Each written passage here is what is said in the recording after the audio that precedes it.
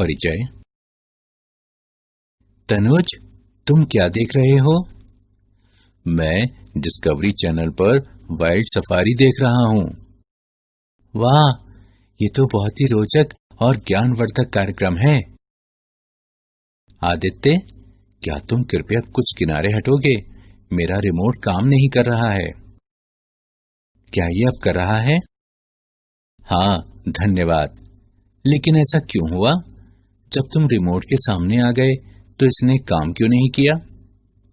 क्या तुम्हें पता नहीं कि अवरक्त किरणें यानी इंफ्रारेड रेज शरीर से होकर नहीं गुजर सकती? अवरक्त किरणें ये क्या होती हैं? जब हम टीवी रिमोट का बटन दबाते हैं तो ये एक अवरक्त तरंग उत्सर्जित करता है जो टेलीविजन के सेंसर तक जाती है। जब कोई वस्तु रिमोट के सामने आ जाती है तो तरंग उस वस्तु को भेद नहीं पाती, इसलिए रिमोट काम नहीं करेगा यदि इसके मार्ग में कोई वस्तु आ जाए। लेकिन रेडियो सिग्नलों में ये किस प्रकार संभव है जो बहुत लंबी दूरियों तक गमन करते हैं? तरंगे अनेक प्रकार की होती हैं जिनके अपने विशिष्ट गुणधर्म होते हैं। रिमोट कंट्रोल अवरक्त किरणों पर कार्य करता है, जबकि रेडियो प्रसारण रेडियो तरंगों पर कार्य करते हैं। अवरक्त किरणों की आवृत्ति रेडियो तरंगों से उच्चतर होती है, और तुम जानते हो कि जिन तरंगों की आवृत्तियां उच्चतर होंगी उनकी भेदन शक्ति कम होगी। ठीक है, मुझे मेरा उत्तर मिल गया। इस बारे में जानना तो सचमुच रोचक लग रहा है और मैं इस बारे में अधिक जानना चाहता हूं। छात्रों, आज हम वैद्युत चुंबकीय तरंगों के बारे में और अधिक अध्ययन करेंगे। उद्देश्य: इस पाठ के अंत में आप निम्न करने में सक्षम हो जाएंगे। विस्थापन धारा को परिभाषित करना, मैक्सवेल के समीकरण को जानना, वैद्युत चुंबकीय तरंगों को परिभाषित करना, हर्ट्ज के प्रयोगों का वर्णन करना, वैद्युत चुंबकीय तरंगों की प्रकृति का वर्णन करना और वैद्युत चुंबकीय स्पेक्ट्रम का विश्लेषण करना।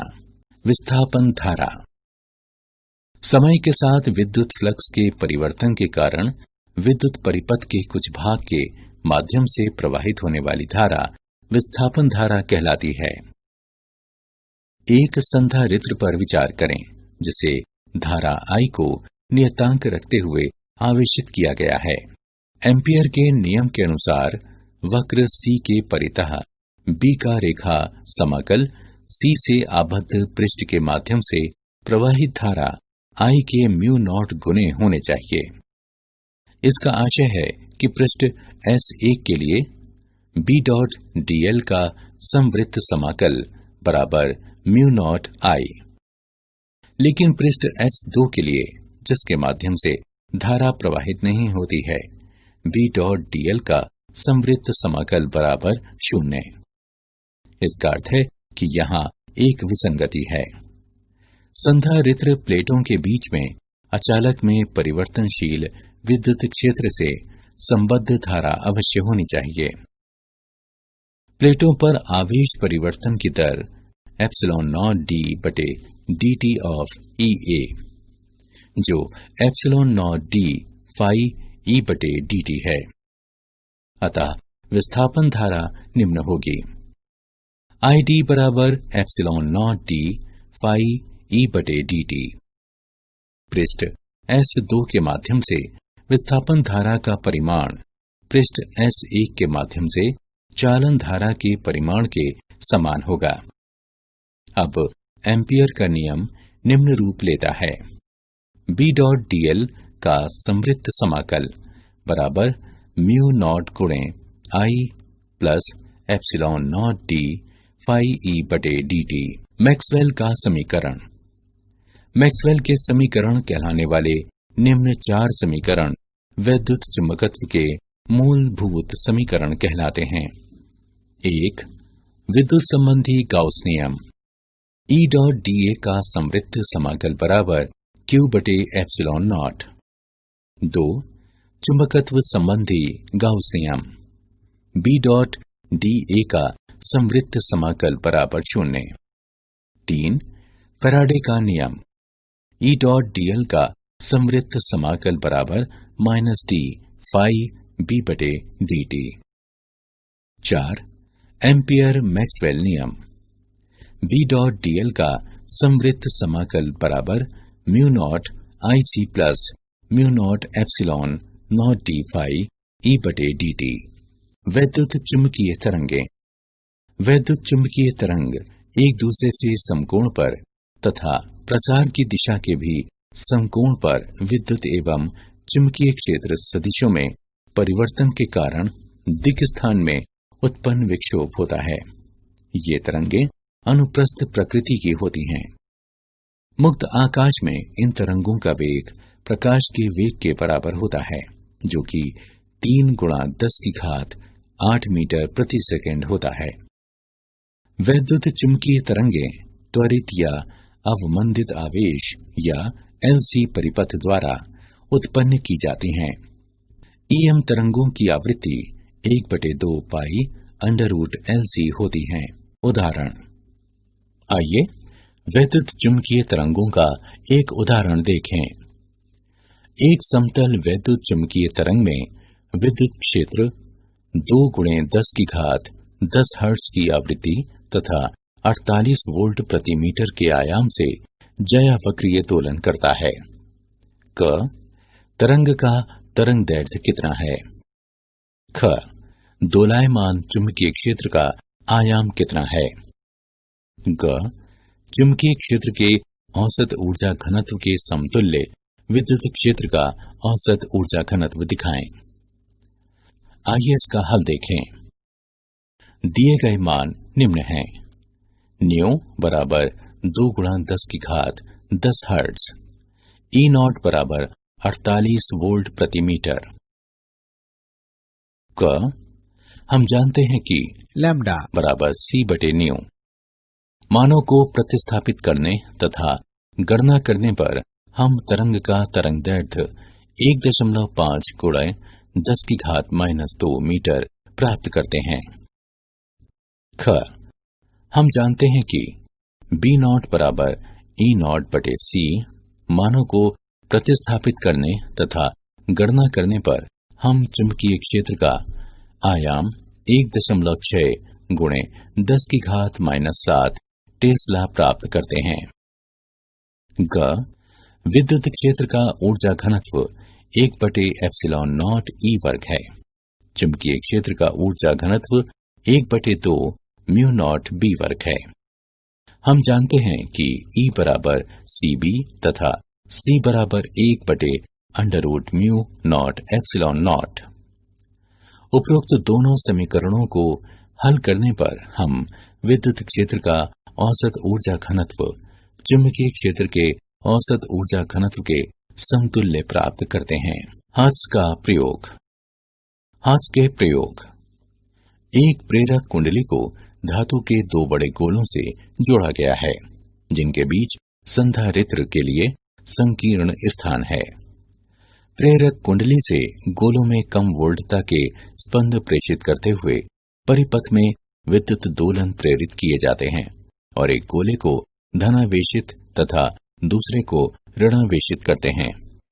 इस आयनित अवस्था में वायु अंतराल में इलेक्ट्रॉन तथा आयन परिपथ के समान आवृत्ति न्यू के साथ आगे पीछे दोलन करते हैं। इस प्रक्रिया के परिणाम स्वरूप न्यू आवृत्ति की वैद्युत चुंबकीय तरंगें उत्पन्न होती हैं। ये परिपथ एक ट्रांसमीटर कहलाता है, क्योंकि ये वैद्युत चुंबकीय तरंगें उत्पन्न करता है। ग्राही परिपथ में तार का एकल पाश होता है, जो दोनों गोलों से संयोजित है, जिसका अपना क्रियाशील प्रेरण, संधारिता तथा दोलन की प्राकृतिक आवृत्ति है। प्रेक्षण। जब ग्राही की अनुनादी आवृत्ति प्रेषित्र के अनुरूप होती है, तो प्रेषित्र से ग्राही तक ऊर्जा का स्थानांतरण वायु अंतराल में स्फुलिंगों के रूप में होता है। स्थानांतरित ऊर्जा वैद्युत चुंबकीय तरंगों के रूप में ले जाई जाती है।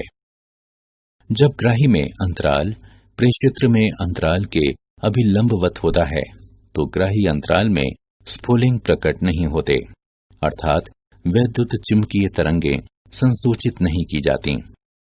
जब दोनों अंतराल समांतर होते हैं तो ग्राही अंतराल में स्फुलिंगों का उत्पादन अधिकतम होता है। वैद्युत चुंबकीय तरंगों की प्रकृति। वैद्युत चुंबकीय तरंगें उदासीन होती हैं, इसलिए ये विद्युत तथा चुंबकीय क्षेत्रों द्वारा विक्षेपित नहीं होती। वैद्युत चुंबकीय तरंगों में परावर्तन, अपवर्तन, व्यतिकरण, विवर्तन तथा ध्रुवण के गुणधर्म प्रदर्शित होते हैं। वैद्युत चुंबकीय तरंग में वैद्युतिक तथा चुंबकीय क्षेत्र सदैव समान कला में होते हैं। वैद्युत चुंबकीय तरंग में विद्युत सदिश प्राकाशिक प्रभावों हेतु उत्तरदायी होता है तथा प्रकाश सदिश भी कहलाता है। वैद्युत चुंबकीय तरंग में तरंग संचरण की दिशा में ऊर्जा का प्रसार विद्युत तथा चुंबकीय क्षेत्र सदिशों के माध्यम से होता है। एक वैद्युत चुंबकीय तरंग में विद्युत ऊर्जा घनत्व तथा चुंबकीय ऊर्जा घनत्व के मान बराबर होते हैं। पदार्थ माध्यम में वैद्युत चुंबकीय तरंगों की चाल निम्न समीकरण द्वारा व्यक्त की जाती है। न्यू बराबर C/N। वैद्युत चुंबकीय स्पेक्ट्रम। वैद्युत चुंबकीय तरंगों का वर्गीकरण वैद्युत चुंबकीय स्पेक्ट्रम की आवृत्ति के अनुसार किया जाता है। एक प्रकार की तरंग तथा दूसरे प्रकार की तरंग के बीच कोई स्पष्ट विभाजन रेखा नहीं होती। वर्गीकरण मोटे तौर पर इस पर आधारित होता है कि तरंगें किस प्रकार उत्पन्न या संसूचित की जाती हैं। आइए घटते तरंग दैर्ध्य के क्रम में इन विभिन्न प्रकार की वैद्युत चुंबकीय तरंगों का वर्णन करें। रेडियो तरंगें। निम्नतर आवृत्ति की रेडियो तरंगें विद्युत दोलक परिपथों के उपयोग द्वारा सामान्यतः चालक तारों में आवेशों की त्वरित गति से उत्पन्न होती हैं। ये रेडियो तथा टेलीविजन संचार प्रणालियों में उपयोग की जाती हैं। इनकी आवृत्ति परास सामान्यतः 500 किलोहर्ट्ज से लगभग 1000 मेगाहर्ट्ज तक होती है। सेलुलर फोनों में अत्युच्च आवृत्ति बैंड की रेडियो तरंगों का उपयोग करके ध्वनि संदेशों का आदान प्रदान किया जाता है। सूक्ष्म तरंगें। सूक्ष्म तरंगों की आवृत्ति 3 गीगाहर्ट्ज से लेकर 300 गीगाहर्ट्ज परास तक की होती हैं, जिन्हें विशेष प्रकार की निर्वात नलिकाओं जैसे कि क्लाइस्ट्रॉन, मैग्नेट्रॉन और गन डायोड से उत्पन्न किया जाता है। उच्च आवृत्ति या लघु तरंग दैर्ध्य के कारण ये प्रतिरक्षा एवं विमान संचालन में रडार प्रणालियों के लिए उपयोगी होती हैं। माइक्रोवेव अवन सूक्ष्म तरंगों का घरेलू अनुप्रयोग है। अवरक्त तरंगें। इनका तरंग दैर्ध्य 10⁻³ मीटर से लेकर 7.8 गुणे 10⁻⁷ मीटर तक होता है। ये तरंगें अणुओं तथा गर्म पिंडों से उत्पन्न होती हैं और कई बार ऊष्मा तरंगें भी कहलाती हैं। उद्योगों, औषधियों, खगोल विज्ञान आदि में इनके अनेक अनुप्रयोग हैं। अवरक्त विकिरण हरित गृह प्रभाव में भी एक महत्वपूर्ण भूमिका निभाता है। अवरक्त संसूचकों का उपयोग भू उपग्रहों में सैन्य प्रयोजनों से तथा फसलों की वृद्धि का प्रेक्षण करने के लिए किया जाता है। घरों में रिमोट स्विचों में अवरक्त तरंगों का व्यापक उपयोग किया जाता है। दृश्य तरंगें। ये ऐसी तरंग दैर्ध्य वाला संकीर्ण बैंड होता है जिसके प्रति हमारे रेटिना संवेदनशील होते हैं। इसकी परास लगभग 4 गुणे 10⁻14 हर्ट्ज से लगभग 7 गुणे 10⁻14 हर्ट्ज तक होती है। परमाणुओं और अणुओं के घटकों, विशेष रूप से इलेक्ट्रॉनों की गतियों में आंतरिक समायोजन के परिणाम स्वरूप उनके द्वारा प्रकाश उत्पन्न किया जाता है। प्रकाश द्वारा नेत्र पर उत्पन्न होने वाले विभिन्न संवेद रंग कहलाते हैं, जो वैद्युत चुंबकीय तरंगों की आवृत्ति या तरंग दैर्ध्य पर निर्भर होते हैं। विभिन्न जंतु विभिन्न परास के तरंगदैर्ध्य के प्रति संवेदी होते हैं। पराबैंगनी किरणें, इसमें 400 नैनोमीटर से लेकर लगभग 0.6 नैनोमीटर तक की तरंगे आती हैं। ये तरंगे परमाणुओं एवं अणुओं द्वारा वैद्युतिक विसर्जनों में उत्पन्न की जाती हैं। सूर्य पराबैंगनी विकिरण का एक अत्यंत शक्तिशाली स्रोत है और धूप ताम्रता के लिए यही कारक मुख्यतः उत्तरदायी है, लेकिन इसका अधिकांश भाग ओजोन परत द्वारा अवशोषित कर दिया जाता है। बड़ी मात्राओं में पराबैंगनी प्रकाश मानवों पर नुकसानदेह प्रभाव डालता है। वेल्डिंग आर्क द्वारा बड़ी मात्रा में पराबैंगनी विकिरण उत्पन्न होता है, जिससे अपनी आंखों को सुरक्षित रखने के लिए वेल्डर विशेष कांच के बने चश्मे पहनते हैं। यूवी किरणों का उपयोग नेत्र सर्जरी में किया जाता है तथा यूवी लैंप जल शोधकों में कीटाणुओं को मारने के लिए उपयोग किए जाते हैं। एक्स किरणें, एक्स किरणों का तरंगदैर्ध्य लगभग 10 नैनोमीटर से लेकर 10⁻⁻⁴ नैनोमीटर तक होता है। एक्स किरणें किसी धात्विक लक्ष्य पर उच्च ऊर्जा वाले इलेक्ट्रॉनों की बौछार कराते हुए उत्पन्न की जा सकती हैं। एक्स किरणें जिन पदार्थों से गुजरती हैं, उन्हें वियोजित या आयनित करते हुए उसके परमाणुओं और अणुओं को प्रभावित करती हैं। एक्स किरणें चिकित्सीय अनुप्रयोगों जैसे कि चिकित्सा में नैदानिक उपकरणों तथा कुछ प्रकार के कैंसरों के उपचार में उपयोग की जाती हैं। गामा किरणें, ये वैद्युत चुंबकीय तरंगें नाभिकीय अभिक्रियाओं से उत्पन्न होती हैं। गामा किरणें वैद्युत चुंबकीय स्पेक्ट्रम की ऊपरी आवृत्ति परास में आती हैं और इनका तरंगदैर्ध्य लगभग 10⁻⁻10 मीटर से लेकर 10⁻⁻14 मीटर तक होता है। गामा किरणें अनेक रेडियोधर्मी पदार्थों द्वारा उत्पन्न की जाती हैं और नाभिकीय रिएक्टरों में बड़ी मात्राओं में उपस्थित रहती हैं। ये विकिरण रेडियोधर्मी नाभिकों द्वारा भी उत्सर्जित किए जाते हैं। चिकित्सा में कैंसर कोशिकाओं को नष्ट करने के लिए इनका उपयोग किया जाता है। क्या आप जानते हैं, मैक्सवेल ने समय के साथ परिवर्तनशील विद्युत और चुंबकीय क्षेत्रों के बीच संबंध स्थापित किया तथा इसके लिए समीकरणों का सेट प्रस्तावित किया। उन्होंने दिखाया कि प्रकाश एक वैद्युत चुंबकीय तरंग है। उन्होंने रंग दृष्टि का मात्रात्मक सिद्धांत विकसित किया। दीर्घ तरंगों की ऊर्जा लघु तरंगों से कम होती है। अंतरिक्ष से दीर्घ तरंगें पृथ्वी के वायुमंडल में आसानी से प्रवेश कर जाती हैं। पृथ्वी के ऊपर 45 से 250 मील तक विस्तृत आयनमंडल रेडियो तरंगों को परावर्तित कर सकता है। व्यतिकरण प्राप्त रेडियो संकेतों की गुणवत्ता को प्रभावित करके ध्वनि को विकृत कर सकता है या टेलीविजन चित्र को छायाओं में बदल सकता है। सारांश, आइए हमने जो कुछ सीखा है उसे संक्षेप में दोहराएं। समय के साथ विद्युत फ्लक्स के परिवर्तन के कारण विद्युत परिपथ के कुछ भाग के माध्यम से प्रवाहित होने वाली धारा विस्थापन धारा कहलाती है। वैद्युत चुंबकीय तरंग एक दूसरे से समकोण पर तथा प्रसार की दिशा के भी समकोण पर विद्युत एवं चुंबकीय क्षेत्र सदिशों में परिवर्तन के कारण दिक्स्थान में उत्पन्न विक्षोभ होता है। वैद्युत चुंबकीय तरंगों में परावर्तन, अपवर्तन, व्यतिकरण, विवर्तन तथा ध्रुवण के गुणधर्म प्रदर्शित होते हैं। वैद्युत चुंबकीय तरंग में विद्युत ऊर्जा घनत्व तथा चुंबकीय ऊर्जा घनत्व के मान बराबर होते हैं। आवृत्ति के अनुसार वैद्युत चुंबकीय तरंगों का वर्गीकरण वैद्युत चुंबकीय स्पेक्ट्रम कहलाता है। रेडियो तरंगें चालक तारों में आवेशों की त्वरित गति से उत्पन्न होती हैं।